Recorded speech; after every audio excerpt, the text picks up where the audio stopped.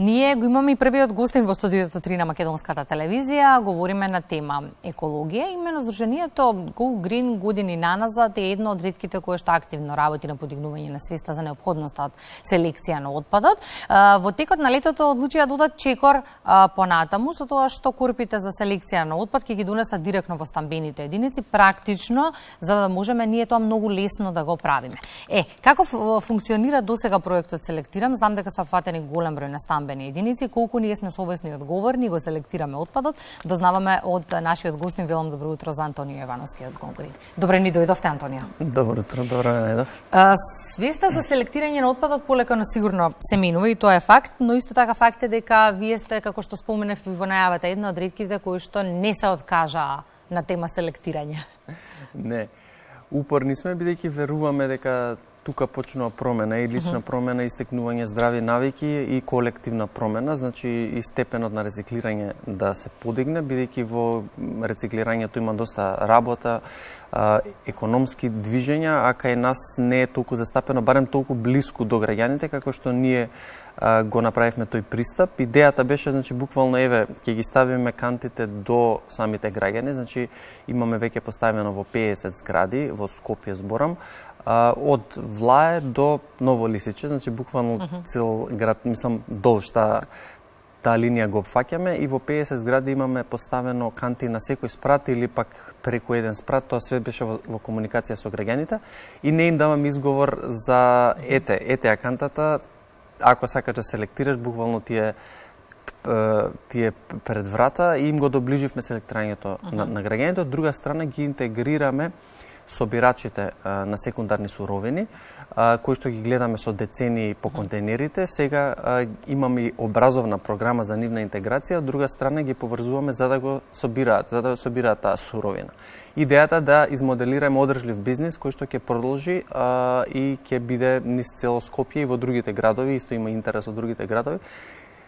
И една пионерска иницијатива која што има позитивен фидбек од граѓаните и од јавноста, има предизвици, но, кој што рековте, не се откажуваме. За предизвиците ќе дискутираме наредниве минути. Овие видеоматеријали кои што всушност ги гледаат нашите гледачи во моментот се материјали кои што ги снимивме во една од стамбените згради, каде што веќе постојат корпите за селекција на отпадот. Оно што ме интересира, правилно ли селектираат граѓаните кога сме кај предизвиците? Мора да кажеме дека генерално сме задоволни од граѓаните. Првиот чекор е да селектираат и тоа го прават на позитивно изненадување од нас, бидејќи кога почнавме, голем дел од граѓаните и мои роднини другари викаат: "Абе, што ти е нашиот народ ќе става све и свашта и ѓубре." Но се покажа дека не е така. Значи, на почетокот навистина сме пуснали знаат селектирање. Сега одиме чекор понапред, кога се селектира, нас не е важно да се згмечи шишето, например, амбалажата, или пак 5-литарските шишиња за води, особено, нели, кои ќе се стават и неколку такви веќе полнат кантата. Значи, вториот чекор е гмечењето. Кај гмечењето веќе се намалува процентот на граѓани кои што гмечат, значи ги следат инструкциите, но сепак има гмечење. Се сме у таа баш фаза. Гмечете дека навистина ли прави разлика. Дека кога ќе дојде собирачот, станува збор за канта со воздух или станува збор навистина со канта со амбалажа. Значи, вториот чекор е гмечењето. Гмечењето се едуцираме. Има многу супер згради спратови. Ние ги делиме по спрати. Овој спрат е супер, овој спрат треба да се подобри. Кои што навистина тоа го прават супер, но поголемиот дел се уште не гмечат. Вториот чекор е плакнење на течноста, поради тоа што собираме амбалажа 1, 2, 4, 5. Тоа значи дека може и од јогурт, тие што имаат кец, односно се 5 пластика. И сега кога стане збор за јогуртот, тој треба се исплакне пред да се фрли и да се згмечи, поради тоа што за ден-два тој знае да замириса. Или пак сме ногеле од оцет, или буквално од вино, значи некој пие во пластични вино и тоа за 2-3 дена буквално мириса на оцет, мислам, цела зграда. И сега тој втор чекор е да се плакне. Ги подсетуваме да плакнат. Ако не, пак на крај на денот викаат дека не мириса. Па ви мириса дека не сте го исплакнале. Значи, шо може сега ние да, мислам, буквално, значи, не можеме одма да одговараме, така да генерално сме задоволни од граѓаните. На колку време се празнат курпите за отпадоци? Како е организиран тој систем? Сега веќе од понеделник направивме распоред, а до сега беше и во договор со граѓаните, со Окружниот совет, дека првите 3 собирања ни ги најавуваат. Добро.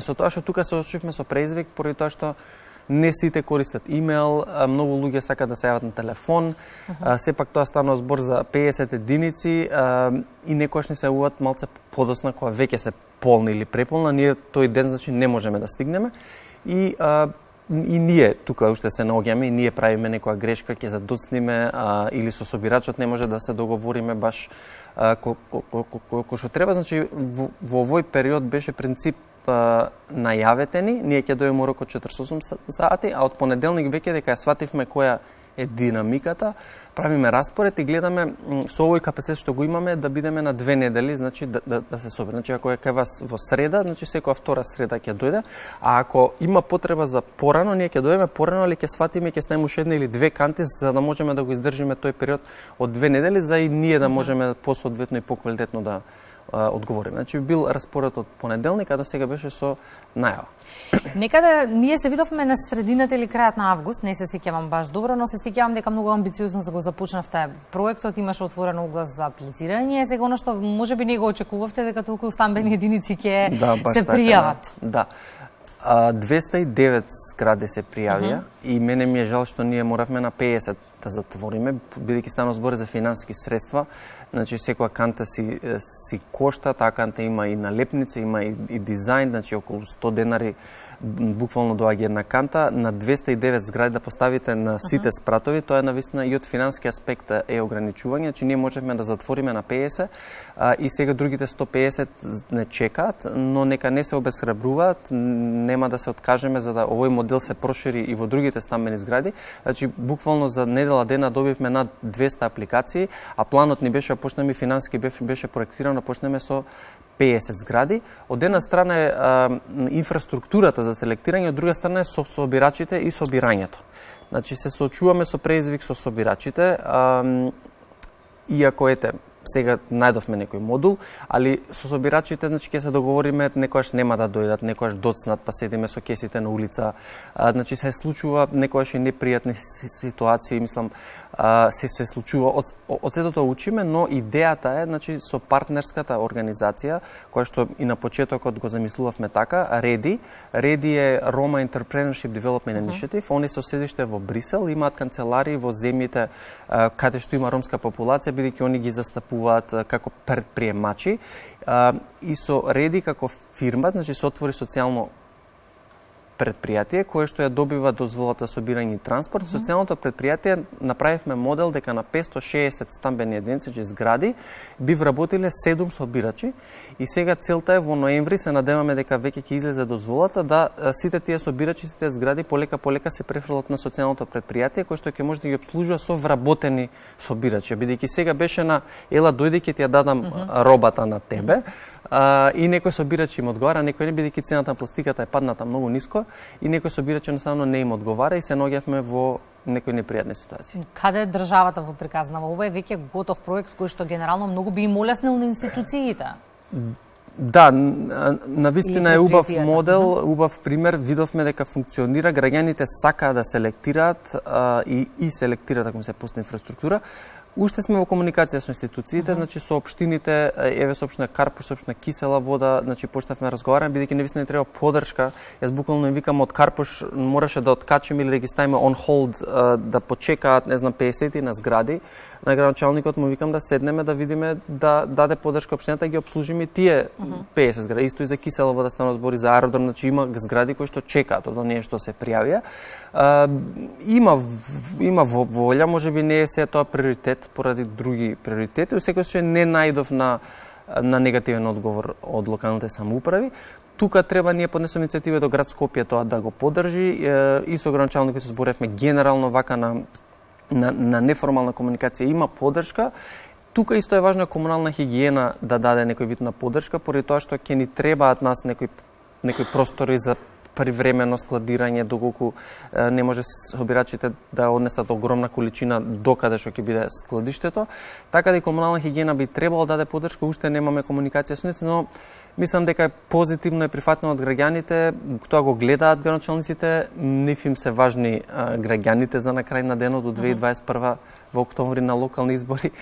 Така да мислам дека убава иницијатива и ќе биде прифатена од институциите. Инаку генерално сега, инаку да кажам, ова е проект од владата на Република Северна Македонија кој што беше во текот на јуни-јули за ковид мерките и ние почнавме со ковид мерки заштита на подигање на хигиената кај собирачите. И од таму почна ајде да им дадеме и пристојна работа, за да не се брца по контейнери бидејќи може да се изложи на разни зарази, да ги удостоиме, да ги образуваме. Имаме образовна програма, значи они поминуваат, на крај на таа програма ќе добијат сертификат за собирачи на секундарни суровини, така да владата е таа што ја поддржува овој проект, но ни треба поддршка од локалните бидејќи тие се одговорни за отпадот на крај на денот. Многу често кога зборуваме на вакви теми, бараме споредба, да видиме како е во Европа, како е во светот, па не знам, културата на живење. Ова генерално нема многу врска со културата на живење, ова се правила на живот.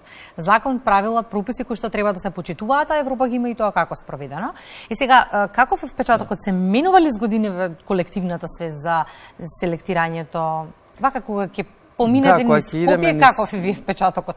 Првата гледка. Еве, баш сега кога идев на Олимписки, ми е секогаш убаво кога ќе видам велосипедските патеки. Значи, мислам дека во инфраструктурата може да кажеме ретроспективно 2010, ако правиме анализа до сега, значи за една декада, има порасната колективната свест. Дали е тоа со сила, поради што имаме аерозагадување дека не е таква положбата на Скопје, па навистина се прави нешто.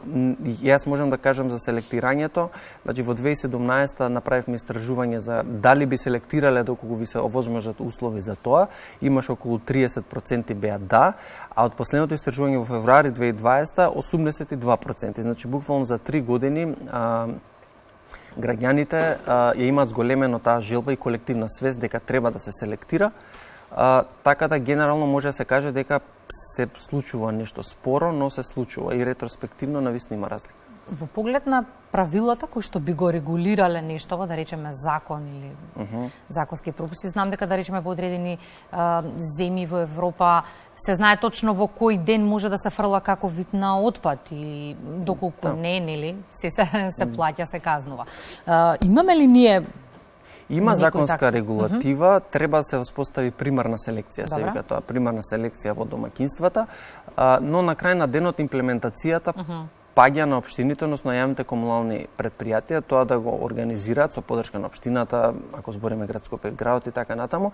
Значи, законска регулатива има, како и горе-доле за све што има законска регулатива, само имплементацијата секогаш недостасува. Например, јас и целата идеја, живејќи во Брисел 2015 година, буквално тогаш беше вторник, ја вадиме пластиката надвор, во среда е хартијата, во четврток се лименките, значи си има некој ред и тоа е буквално на општинско ниво. Значи ние живеевме во Сен-Жил и Сен-Жил е дел од Брисел кој што е тој распоред. Ако живеете во друга населба, во друга општина во Брисел се други правила. Значи секоја општина си ги воспоставува својот ред за селектирање и собирање. Колку време ви беше потребно да се привикнете на овие правила на живот, бидејќи ние во принцип се бунтуваме кога некој ќе не извади од комфорната зона?